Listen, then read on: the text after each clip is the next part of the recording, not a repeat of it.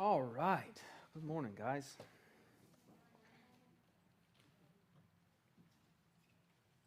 Let me get set up here.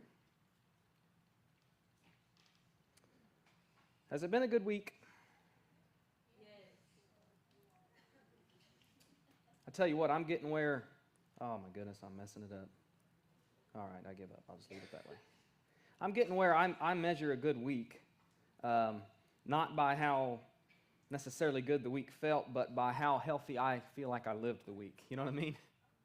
Like, that's what a good week looks like for me, is how well did I live the week, regardless of what may have happened. 'Cause that's the only thing I can control.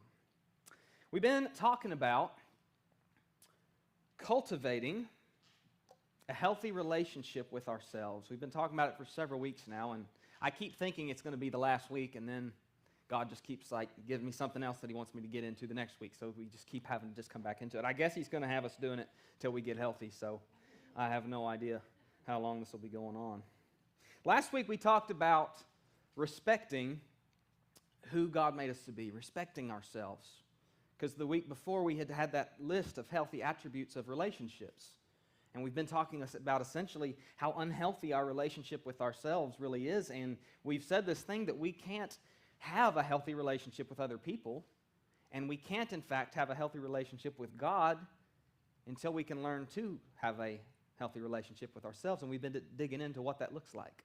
So last week we talked about respecting ourselves. We talked about the security found in reclaiming our identity that Christ gave us. And we talked about what that doesn't look like. We talked about some fake versions of that, like false bravado and all this different stuff. And we talked about what the real thing looks like, a deep-set security found in knowing who we really are and unlearning the things that the world has taught us. I talked about how our brain has recorded messages that are defining our souls, when in fact our souls have already been defined.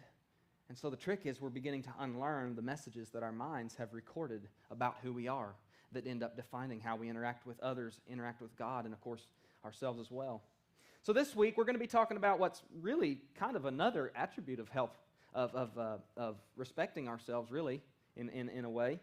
But it's off of that list of healthy attributes from 3 weeks ago, being honest with ourselves.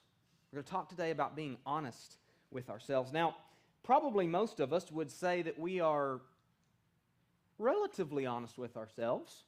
I would have said so, but what I've come to realize is that in most cases, we're a lot less honest with ourselves than we think we are. So dishonesty. Dishonesty involves living in denial to reality. You're going to hear me say denial a million times today. Being dishonest with ourselves looks like we're living in denial to reality. We're living in denial to the truth that's going on around us. We're not facing the facts, so to speak. And in church, we're going to talk about this later, there's an added level of this that is like false spirituality. And I can't wait to get into that because I love to rant on it.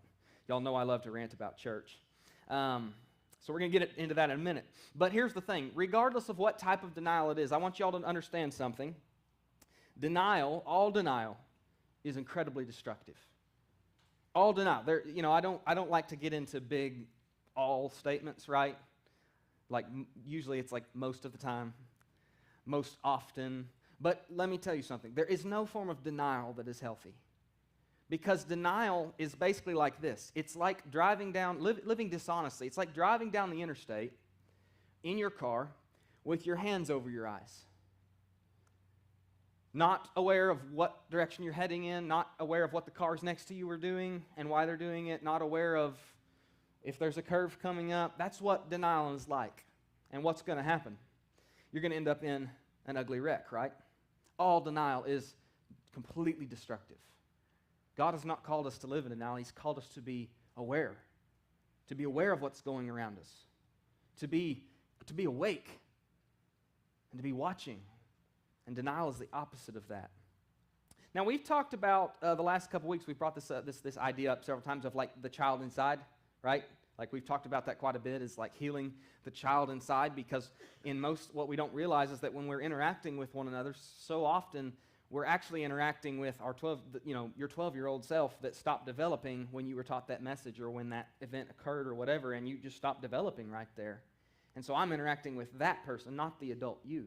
Well, in the same way, I want you guys to know something about this whole denial thing. The little kid, the child inside that we keep talking about, is afraid to take his or her hands off of their eyes.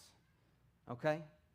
The fear that drives. You ever been around a little kid that's like, I can't look, or like, you can let go, Ann. Like, it's okay, I've got you. And I know I can't let go. Right? In a similar way, the child inside of us is afraid of reality. It's afraid to face the truth. It's afraid to take ownership for what's going on around us. And here's the problem with that. Do you know who's in the passenger seat? Oh, you church people, y'all can't help yourselves. God. No, you're in the passenger seat. Okay? You are the one in the passenger seat. See, you got to realize something. The child inside has way less cognitive functioning, has way less adult higher reasoning, but understand this, he or she, not you, is the one with their hands on the steering wheel of the car of your life.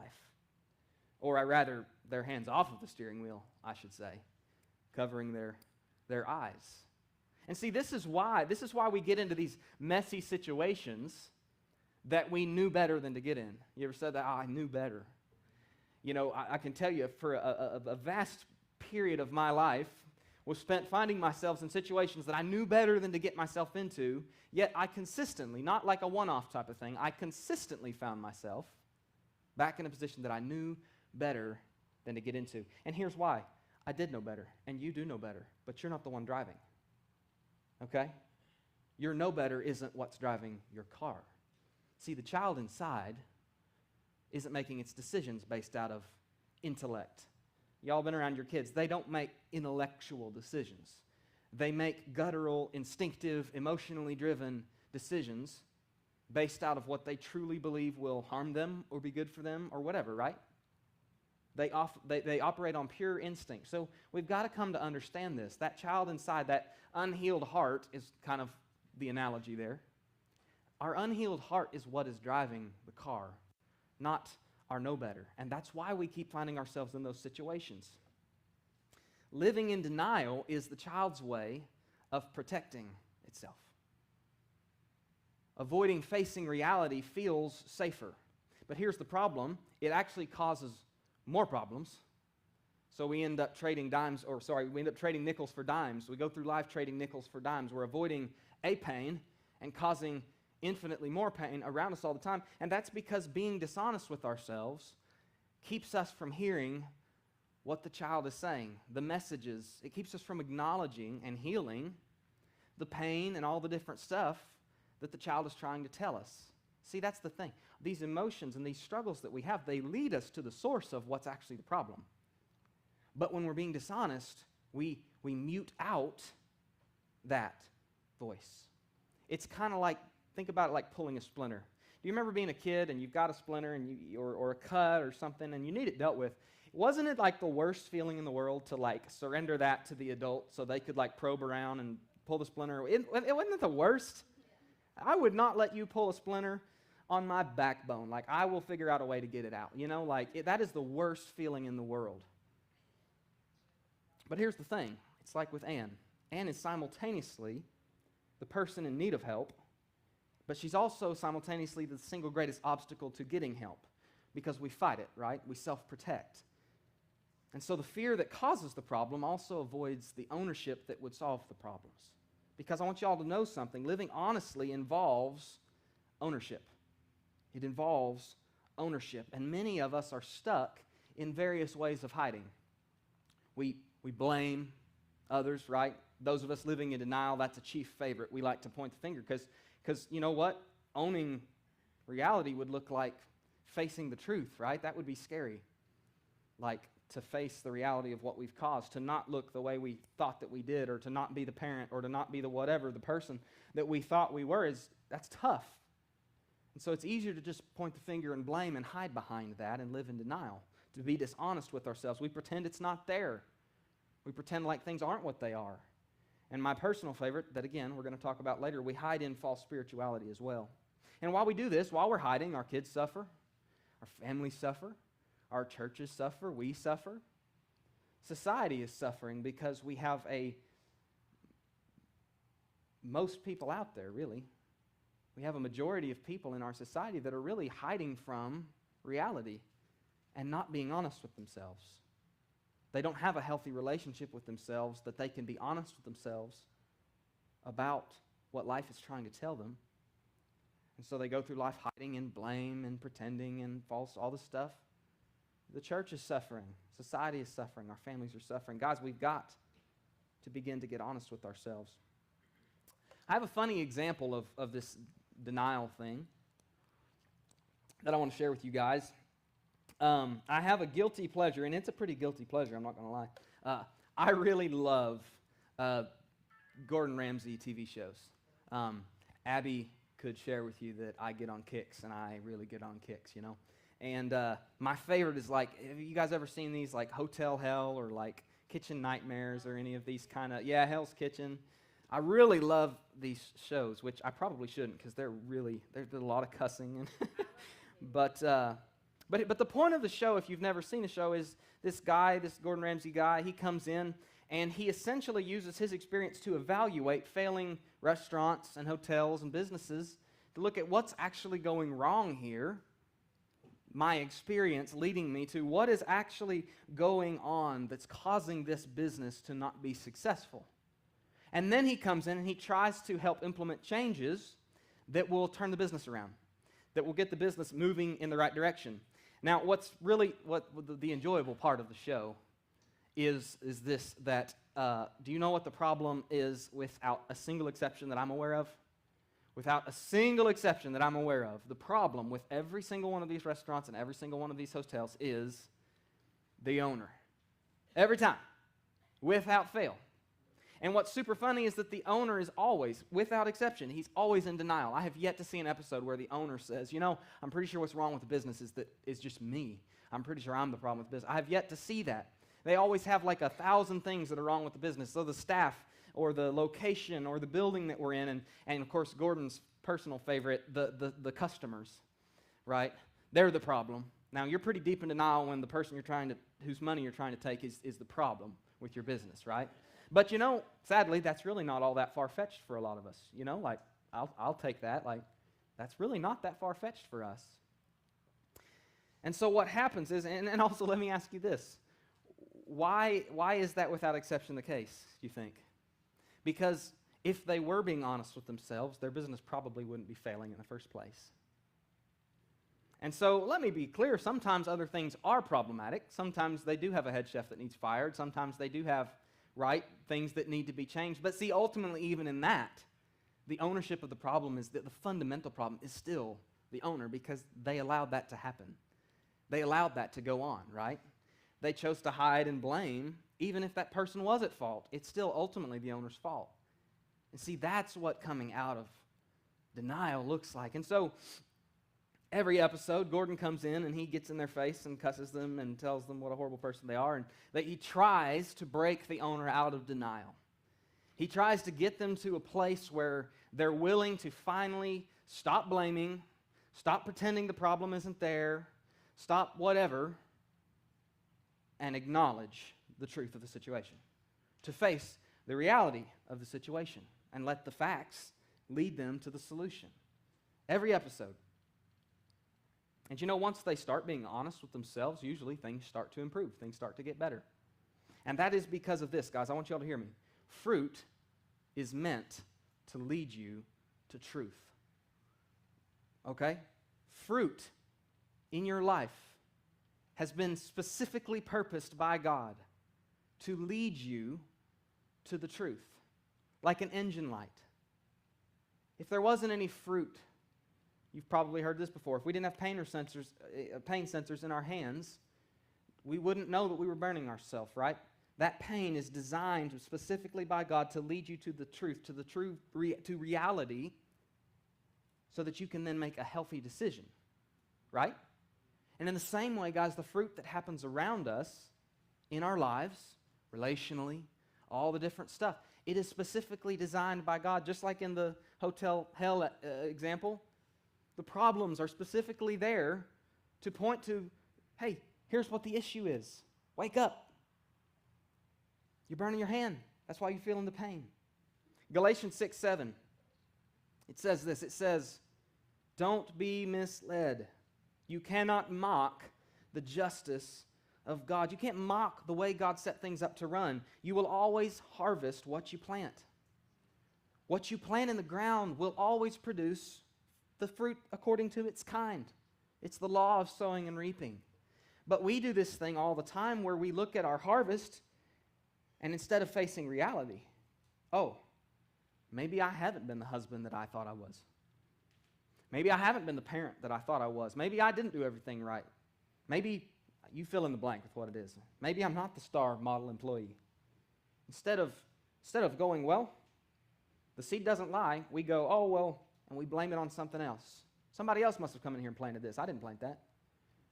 We pretend it's not there. We hide in a false reality.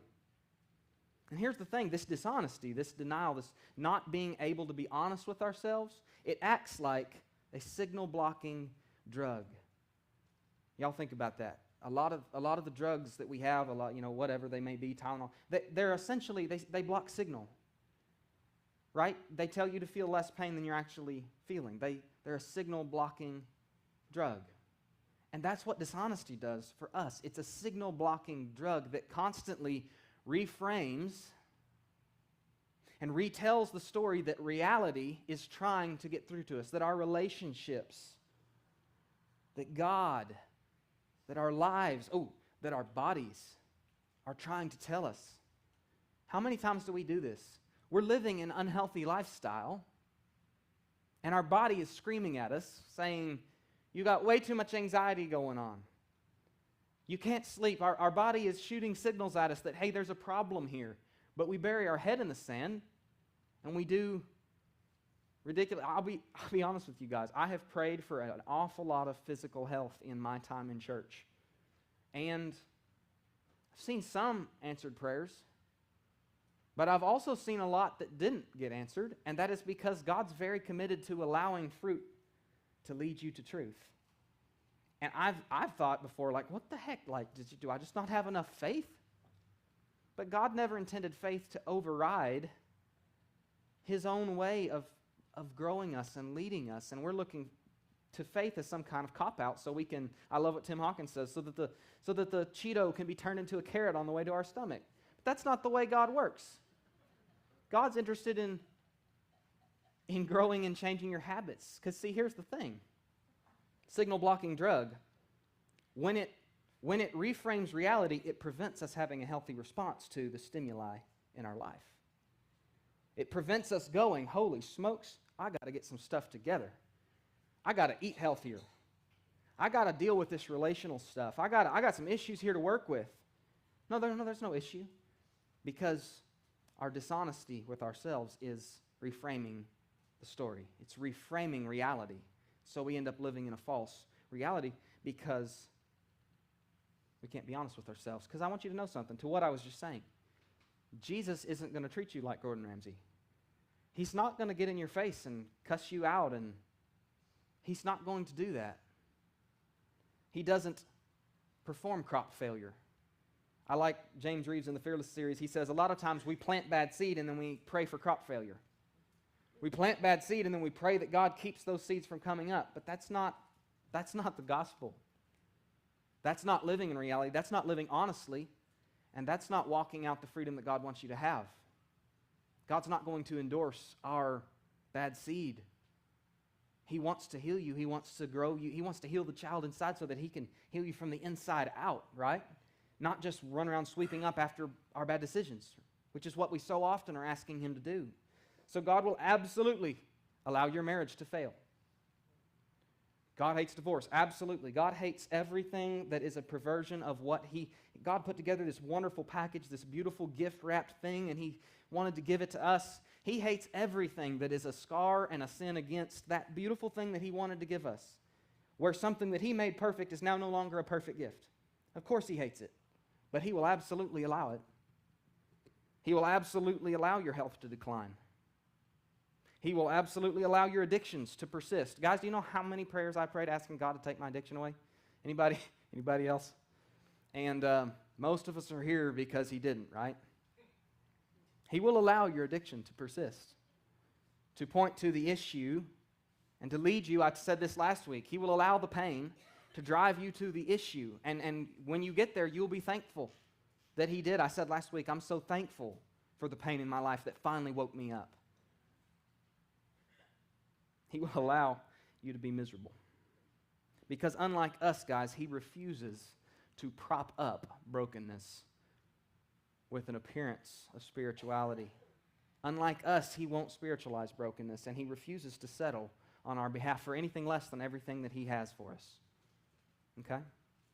So let's talk about this spiritual denial. This is the part I've been looking forward to. Let's talk about this false spirituality. This takes denial deeper. It's like, y'all ever seen Inception? It's like a dream within a dream. Because when we are walking out false spirituality in the way that I'm talking about here, we are essentially being dishonest about being dishonest. Y'all think on that for a minute. We're being dishonest about the fact that we're being dishonest. So in other words, we are living out a lifestyle of denial. We are ignoring the fruit around us, but we're spiritualizing it. I got some examples here I want to share with you guys because I want to tell y'all listen up. This is so rampant. This is rampant in church culture. I've been around a lot of church in my life. This is so rampant in church culture. Got some examples. A man's marriage is coming apart after years of living in denial. And rather than let that pain drive him to truth, wake him up from the denial and begin to be honest with himself, which I'm not saying everybody does that, but some people don't do that. And then he shows up to church, and when people ask, he says stuff like, he pulls out the cliche cards. He says, well, I'm just counting it all joy. You know, I'm under attack from the enemy right now, but God's going to give me the strength to get through it. What does the enemy have to do with it? When we've planted bad seed, and it comes up, why do we blame the devil? Like he suddenly decided to attack us by inhabiting our wife or our husband or our kids. Y'all ever heard, I'm just trusting God to see me through, which is, of course, good. That's good. But see, a lot of times we end up twisting it up, or even this, like, well, God's just putting me through a season here. God's just decided to take my kids from me. God's decided to take this away from me. And see, when we do that, it's like, and I've just got to somehow find it in myself to surrender to this God's horrible will for me. And somehow that's spiritual. And see, with that kind of stuff floating around, it's no wonder that we have such a hard time. Maybe y'all don't, I do. So why we have such a hard time, like, deeply believing God's will is really not all that in a side of fries for us. Do any of you guys struggle with that?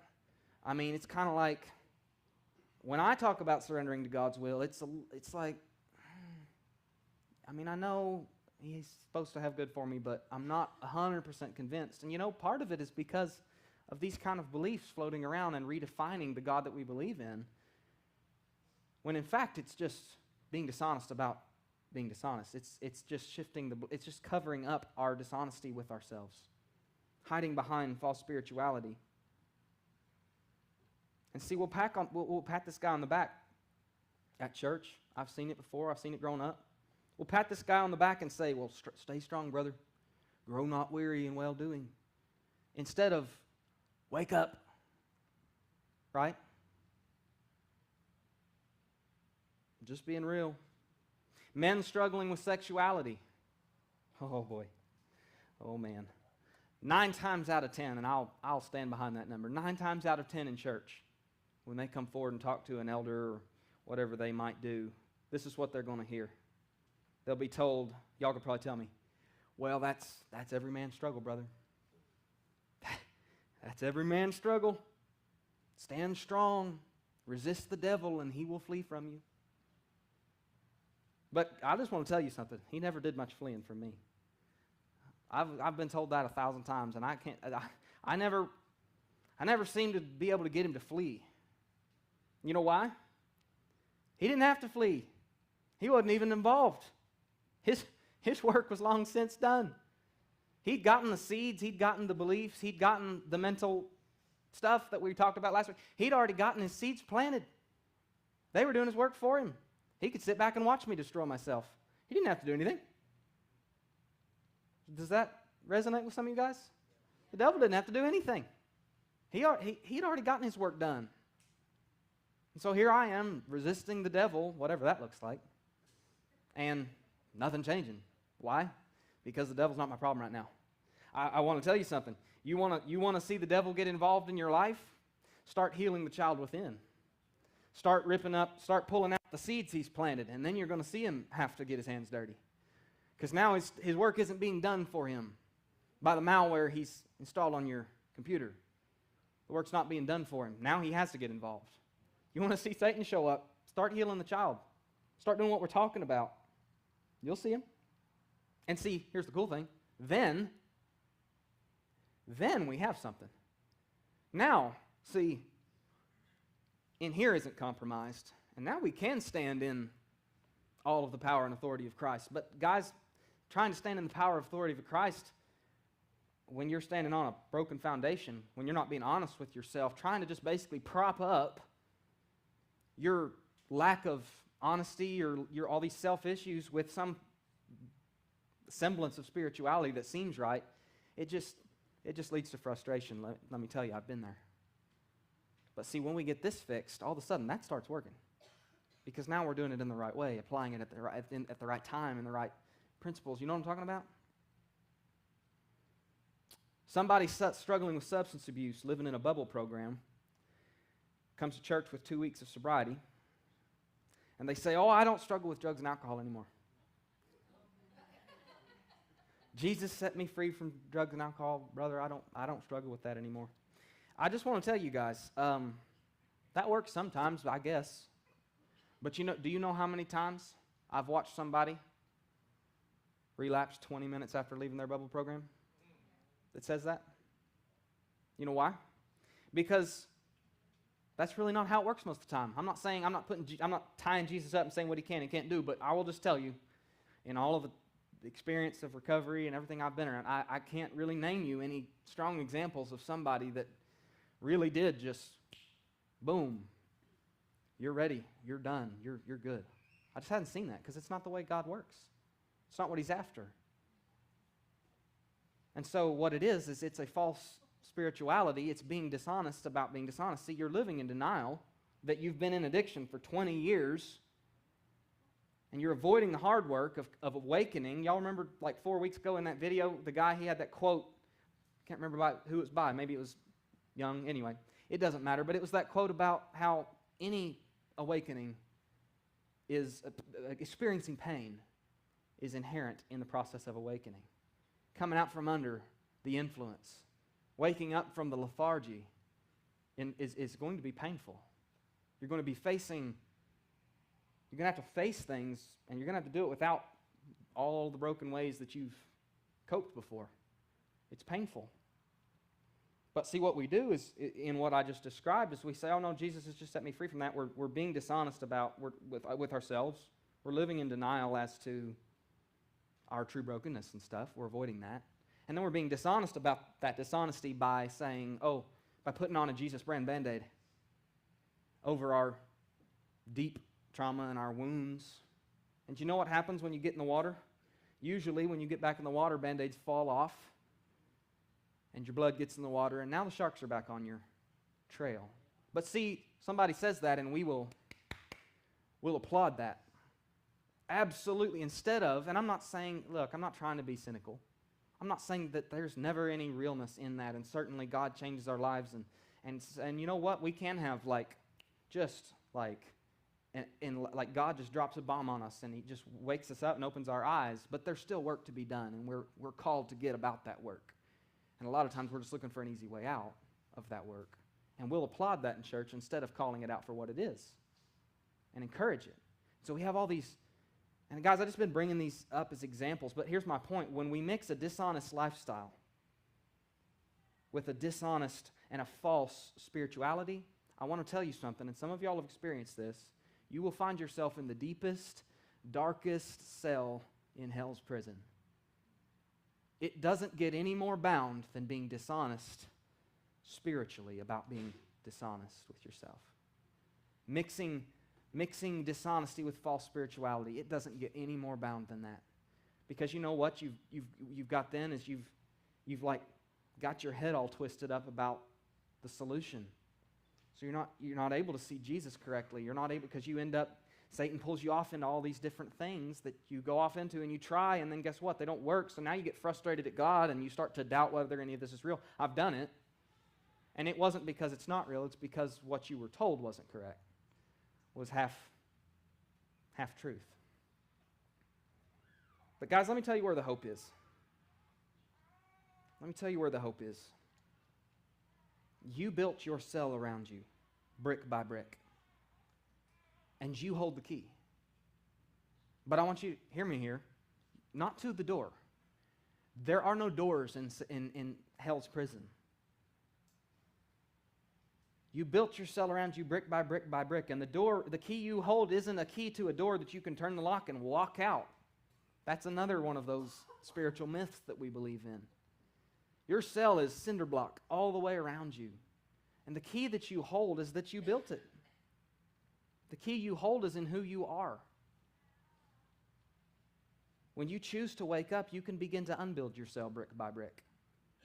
Nothing can stop you from doing that because of who you are. Because I want you to know something. You are your own jailer. We are our own jailers. We are employed by Satan as our own jailers, holding ourselves in the cell that he has employed us to build for ourselves. We are free moral agents. You guys ever heard that? I want you to know something. Satan can't take from you something that God himself has refused to transgress. God has said, hey, you are a free moral agent. And I'm not even going to step into that room. I'm not going to step in and take away your free will. Guys, if God himself refuses to do that, Satan cannot take your free will from you. Satan's only true power over us is deceit. That's the only thing he really has on us. Satan can't hold you in your cell. The only thing he can do is manipulate the child inside you, and that's the kind of guy he is. He likes to manipulate children. That's the kind of person he is. The only thing he can really do is manipulate the child inside you to make sure that you hold yourself captive as you live in denial. That's the only true power he has over you. And as long as we remain asleep, we will remain in the employment of the enemy, who's employing us as our own jailers, as our own prison guards, as the builder of our own little cell. But one thing that Satan can't stop, he can't tell Jesus where he is allowed to be and where he's not allowed to be. And I want you to know something. Jesus stands next to you in that cell that you are building around yourself, and he's ready and waiting to roll up his sleeves as soon as you wake up, to roll up his sleeves and involve himself in helping you disassemble that cell brick by brick, just like you build it. People that have walked into freedom can tell you, for the most part, I mean, we would all like there to be an easy way out, but for the most part, freedom looks like unbuilding the cell brick by brick, just exactly like you built it. And Satan cannot stop God from being right there next to you in that process. But I want you to know something, just like Gordon Ramsay always tells his clients, if they're not willing to wake up, if they're not willing to be honest with themselves, he can't help. God is no more interested in living your life for you than Gordon Ramsay is interested in coming in and running these establishments that he's showing up to help. He doesn't want them. He wants to show up and help you run them. And then he wants to go on and do the next thing. God's kind of the same way. God doesn't want to run your life, guys. He doesn't. He gave you your life to live. It was a gift he gave to you, each one of us. He gave us a unique life, and he wants us to live it well, and he wants to help us live it, but he wants us to live it. So guys, if you're not willing to be honest with yourself, if you're not interested in waking up to reality, facing the problems and fixing your restaurant, God can't help you, because he's not going to rip your life away from you, rip your choice away from you and do it for you. It's your restaurant, it's your hotel to run the way you want to run it. And if you're willing to be honest with yourself, there's all kinds of things he can do to help. But if you're not willing to be honest, it is your life. And you can choose to live it dishonestly. You can choose to walk in denial, and He will love you. And He'll continue to pursue you, just like that song. He'll never stop pursuing you. But it is your choice. And only we can make the choice to wake up and break out of denial and begin to be honest with ourselves. Only we can do that. But guys, can I tell you something? When you decide to wake up, He's all in. He's all in. Everything is in the past. He's all in, ready to walk that path with you. You know, 2 Chronicles 7:14, we've all heard this 1,000 times, is where He says, if my people will humble themselves, if they'll turn, if they'll pray to me, if they'll wake up, I will hear from heaven, and I'll forgive, and I will heal their land. Psalms 51:17. David says, my only sacrifice acceptable to God is a broken spirit, a broken and contrite heart, broken with sorrow for sin, thoroughly penitent, thoroughly repentant. Such a heart, O God, you will not despise. Guys, can I tell you something? Satan does not want you to wake up. He doesn't want you to begin to press into the pain of facing reality, because at that point he doesn't have anything on you. And he can't hold you in. And he can't force you to remain in any lifestyle. Satan has no power over you when you wake up and begin to walk out your true identity as a child of God and begin to unbuild that cell and do the hard work, or that video said, the heart work. Satan has no power over that, because his only power over you is in deceit. But he wants you to keep hiding in denial. He wants you to keep hiding in blame. He wants you to keep playing false spirituality games. Word about false spirituality before we close here. Jeremiah 17, verse 9. But I, God, search the heart and examine the mind. I get to the heart of the human. I get to the root of things. I treat them as they really are, not as they pretend to be. Guys, I want you to know something. The joke is on you, because unlike you, God is not fooled by what we pretend to be. And I want to tell you, neither is Satan. He knows us so well. He's watched us for thousands of years. He's not fooled either. And you know what? Given time, nobody else is really fooled either. At the end of the day, guys, the only person we're really fooling ourselves as we choose to be dishonest with ourselves, as we willingly avoid facing reality, the only person that we're really fooling is ourselves. And maybe that's what we want. Maybe that's what we want to do. To go through life and just avoid responsibility.